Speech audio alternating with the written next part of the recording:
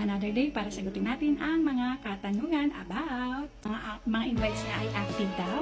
And yes, totoo yun na meron siyang 14 USD accumulated po. Ibig sabihin po niyan ay if sila po ay gumawa ng task at nagawa po nila ang mga kailangan na gawin, will get of course accumulated maximum of 14 US dollar.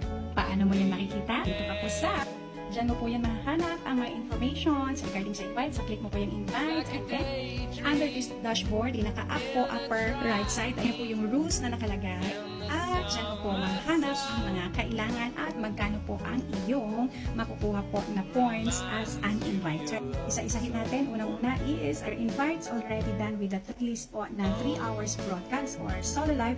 You will get po to enjoy 10,000 points. And then if nakapag 5 hours naman po siya, another 10,000 points. Lahat yan po ay nagawa niya. Automatic yan pag kinampute mo po yung lahat-lahat. Rewards na yan ay po yan po yung i-withdraw or i-pay out 14 US dollars. So kailangan po, natatrack nyo rin po na talagang may ginagawa or nakakapag-tasking ang ating invite. Especially time po start, nag-download ng kanyang link. Kaya kailangan makapag-start po siya agad-agad para ma-enjoy ng iyong invite ang kanyang reward. At the same time, ikaw as her or his inviter, ma-enjoy mo rin ang reward from your invite. So, ganun lamang po ang ating system pagdating po sa mga pag-i-invite.